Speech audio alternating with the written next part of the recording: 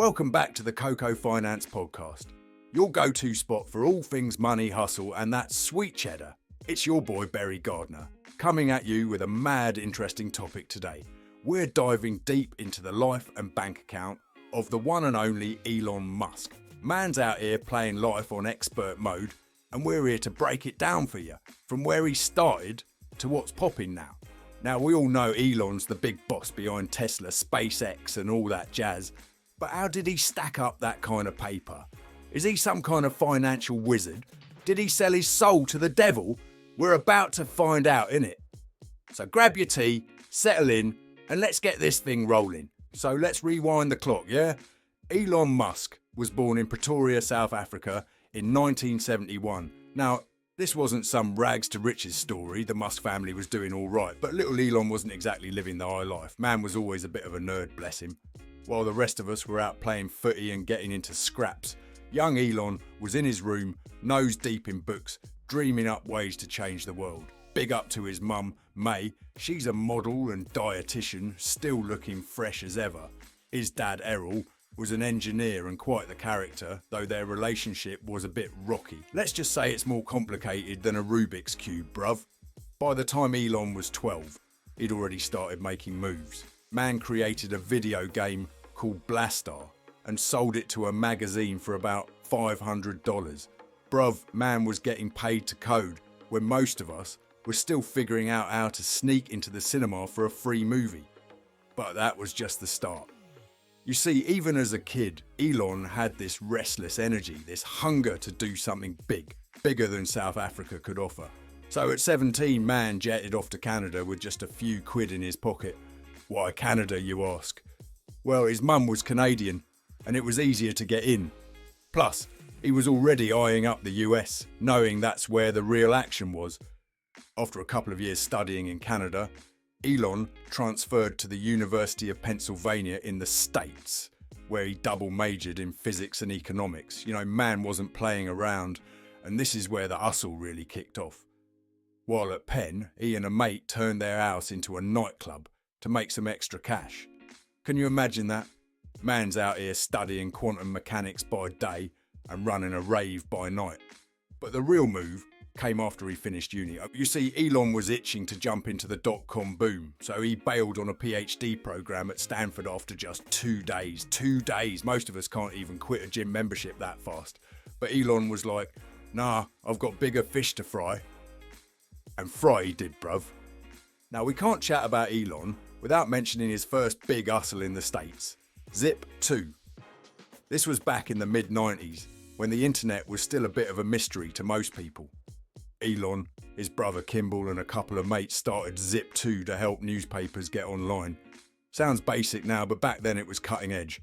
Fam, they were basically creating an online city guide, so people could find local businesses and get directions, kind of like Google Maps before Google Maps was a thing.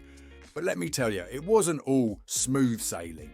Man was working like a madman, sleeping in the office and showering at the local YMCA. Zip2 wasn't some overnight success. It took a lot of grafting, and there were plenty of times it could have gone tits up. But Elon's persistence paid off. In 1999, they sold Zip2 to Compaq for $300 million. Man pocketed a cool $22 million. Not bad for a day's work, right? But you know Elon, man wasn't about to chill on a beach somewhere. Nah, that ain't his style. He took that cash and flipped it into X.com. Now I know what you're thinking. Sounds like something dodgy, right? But it was actually one of the first online payment companies. Elon was always a step ahead, thinking about the future of money before most of us had even gotten used to using our cards instead of cash. But, of course, there was drama. There's always drama when big money's involved. X.com eventually morphed into what we now know as PayPal, but Elon got booted out as CEO by the board.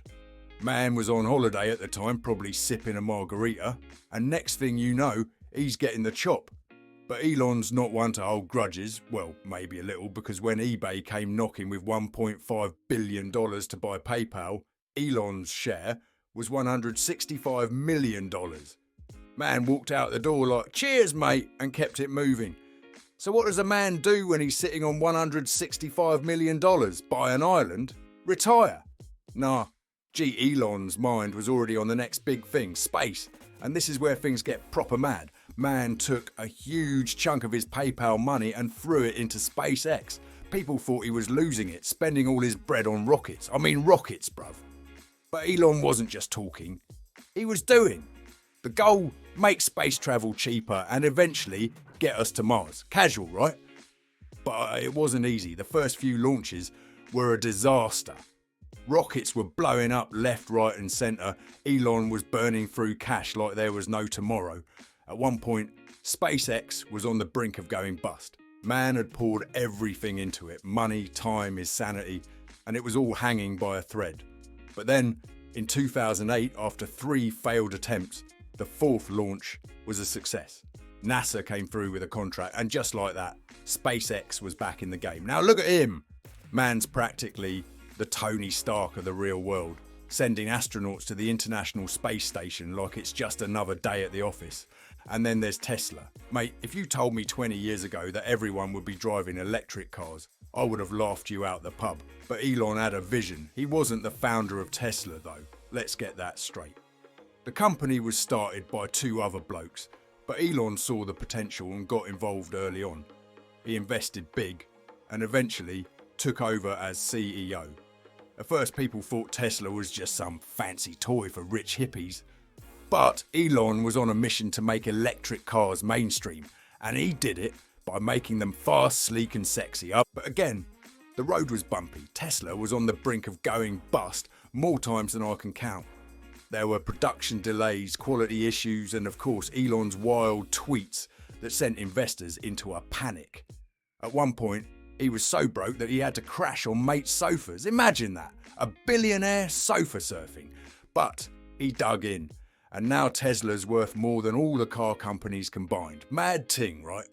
Now you'd think that would be enough for any man, but Elon's a different breed. He's got his fingers in all sorts of pies. There's Solar City, which he eventually rolled into Tesla, making it a one-stop shop for clean energy. Solar panels, batteries, the works. Then there's the Boring Company, where man's out here digging tunnels under cities like some kind of futuristic mole. The idea is to create underground highways to reduce traffic, but let's be real. It's just another one of Elon's mad genius ideas. And let's not forget Neuralink, where he's trying to connect our brains directly to computers. Man's out here trying to turn us into cyborgs, and I'm just trying to figure out how to get decent Wi-Fi in my flat. So, where's Elon at today? Well, man's the richest bloke on the planet, on and off. His net worth's been bouncing around more than a kangaroo on a pogo stick. One minute he's worth $300 billion, the next he's down to $200 billion. What's a few billion between friends, eh? But it's not just about the cash. Elon's got his eyes on Mars, literally trying to make humans a multi-planet species. Man's out here thinking, Earth? Completed it, mate. Next level, Mars. But here's the thing, yeah. Elon's a bit of a Marmite figure. You either love him or you think he's off his rocker. Some people think he's a genius. Others reckon he's madder than a bag of frogs. And with his Twitter antics and his new gig running X, formerly Twitter, he's always in the headlines. Whether he's chatting about Dogecoin, throwing shade at Zuckerberg or beefing with governments, man stays entertaining. He's got beefs, he's got memes, he's got, well, everything. The bloke's a walking headline, but love him or hate him, you can't deny that he's making moves. And speaking of X, let's not forget his latest escapades with Twitter. Man bought the platform for a cool $44 billion, which is like us buying a pint, innit? And then what does he do? Turns the whole place upside down, firing off the staff, changing the logo, talking about free speech like he's some kind of digital messiah. But that's Elon for you. Always shaking things up, never a dull moment. And you know what? For all the hype, Elon's still just a geezer with a dream. He's not perfect, not by a long shot, but the way he keeps pushing boundaries, taking L's on the chin and bouncing back, there's something to be said for that. It's like that old saying, fortune favours the bold. And trust me, Elon's boldness is on another level. He's taken hits that would have knocked most of us out cold. But man just gets up, dusts himself off, and keeps it moving. Before I wrap up, let's keep it real, fam. Whether you're a fan or not, man's done bits. From PayPal to Tesla to SpaceX, he's had a hand in shaping the world we live in today. And with the way he's moving, who knows what else he's got up his sleeve. Maybe next he'll be selling us holidays on the moon or setting up a Martian colony, who knows. But one thing's for sure, whatever Elon does next, you can bet we'll all be watching. So that's it from me on the Elon Musk journey. What do you reckon? Love him? Hate him? Drop your thoughts in the comments, innit? And if you've got a spare billion lying around, maybe follow in Elon's footsteps and start your own space company. Who knows, you might be the next big name I chat about on here. Thanks for tuning into the Coco Finance Podcast. If you like what you heard, don't forget to like, share and subscribe. Your boy Barry Gardner's signing off. Catch you on the flip side, bruv. Peace.